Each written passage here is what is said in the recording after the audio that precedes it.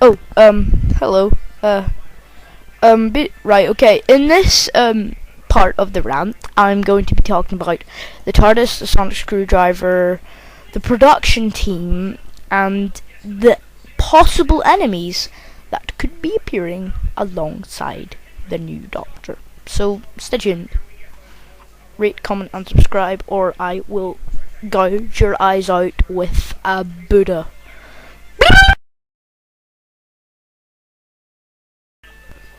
Well, okay, this is the best picture I can find of the new sonic screwdriver. It's been redesigned, and I have to say it looks quite nice. It looks kind of, in my opinion, better than David Tennant and Christopher Eccleston's version. In fact, it's my favourite sonic screwdriver kind of thing at the moment. Yeah, I know, I think it's better than the classic one, because it looks so cyberpunkish. Or is it steampunk? I don't know. It wouldn't be steampunk. It looks cyberpunk. And anyone who knows me knows that I do love a good bit of cyberpunk and steampunk now and again in the morning with a cup of tea. So yes, some people have been saying it looks a bit like an outer space dildo.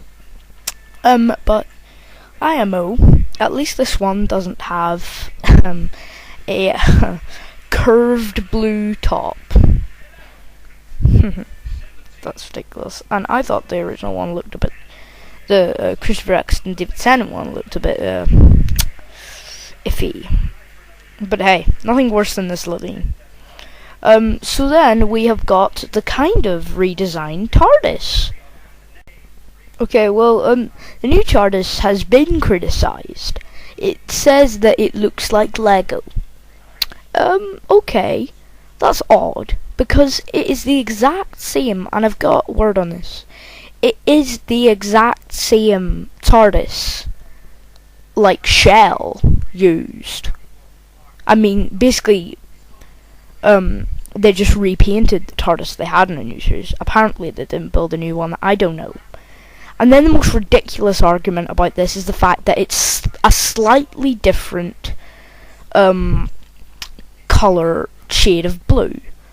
But freaking come on, ridiculous, people. It's ridiculous. Okay, so basically you're saying that. Okay, you're saying that. Oh no, the TARDIS used to be aqua blue. Now it's sky blue. What will we do? The world's coming to an end. Oh, shut up. Seriously, you're pissing me off. God, that sounded odd, but it's a ridiculous argument saying that. So other changes that you will see in this TARDIS will be that the windows have changed.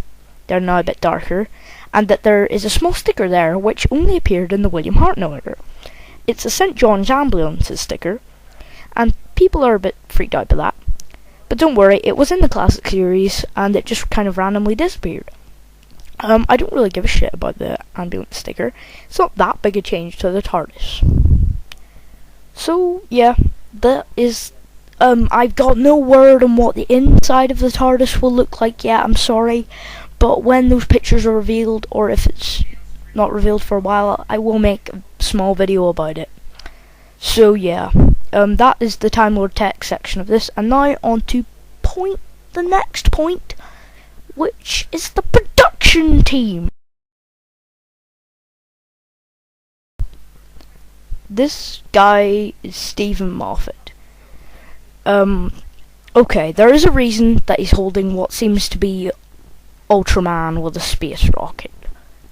An award of some sort. He's got quite a few of them, and so he frigging should. He's written some of the darker stories of new series, such as Blink and The Girl in the Fireplace. He's written at least one story for every new series of new season of Doctor Who, from season 27 up to season 30. Yeah, and okay, Doctor Who is safe in this guy's hands. You know, he says that he won't make it completely dark, that only like all goth guys like Doctor Who or anything. No.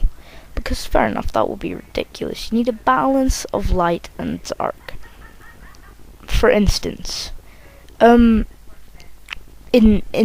Partners in Crime, the episode with the adipose, you had obviously the adipose, the cute little fuzzy wuzzy creatures, you know, oh, we adipose, oh, we tickle their wee bodies, are we made of fat. Then you have how the adipose are made when literally people explode into them, which I think we all agree is frigging horrible. So that is a balance of light and dark.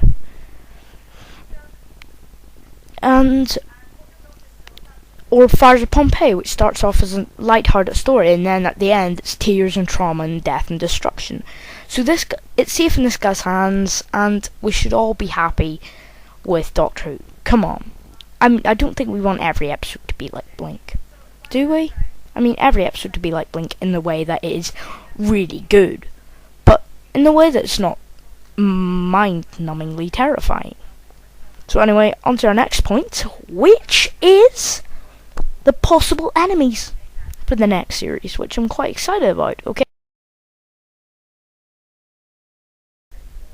Yeah, okay, the first bad guys I'm going to talk about here are Daleks. Now, you're all probably like, oh yay, Daleks are going to be in the new series. I hope not. I really do. We've had Daleks every year since this show came back again. Yeah, not the year that we're making this in 2009, I hope not, because yeah, that, to be fair, it's specials. But these are all actually counted as part of Series 4. So yeah, we have had Daleks in Series 4. Sorry, Season 30, which it really is. Okay, let's go to the Tom Baker era. The Tom Baker era, the first Dalek story in that was called Genesis of the Daleks. I think most of us have heard about that. It was the fourth Doctor story, and it was also the first to have Davros in it. The next Dalek story was called Destiny of the Daleks, and it appeared. When did it appear?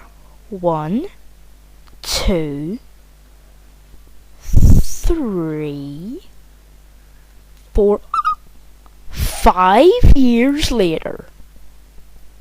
Jesus effing Christ. The next ones didn't appear for probably more than that. They appeared in the last year of Peter Davison. Then, about 3 years later, we got the next one. No, probably 1 year. Yeah, 1 year later, got the next one, which was Revelation of the Daleks. And then, about 3 years after that, we got, Remembrance of the Daleks. Okay, there are gaps between that, and that's what makes the Daleks awesome. I mean, we all knew the Daleks were going to be in them, because they're all called Of the Daleks, Genesis of the Daleks, Destiny of the Daleks, Revelation of the Daleks, Resurrection of the Daleks, and Remembrance of the Daleks. So we all know that the Daleks are in them. But, for Christ's sake, give them a couple of years rest. 2 or 3 is all I'm asking. And you know what? Why does there have to be a big press release of them? Oh, the Daleks are going to be in it this year. Maybe we could go for a hint of surprise. Like, I'm pretty sure that no one who was looking up knew that the Daleks were going to appear in, say, the last part of the 9th Doctor, until they revealed it in the freaking trailer, which was a retarded, ridiculous thing to do. Honestly.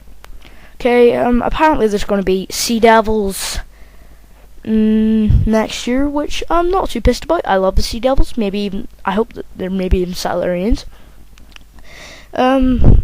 Maybe we might get Cybermen next year. I don't care about Cybermen, unless they're real Cybermen. Sontarans, don't really care. Maybe Ice Warriors are being discussed, but I don't really mind. So I'm going to wrap this video up now. Hope you enjoyed that, and hope all the dandy stuff about changes are away. Goodbye. I love you all. Subscribe.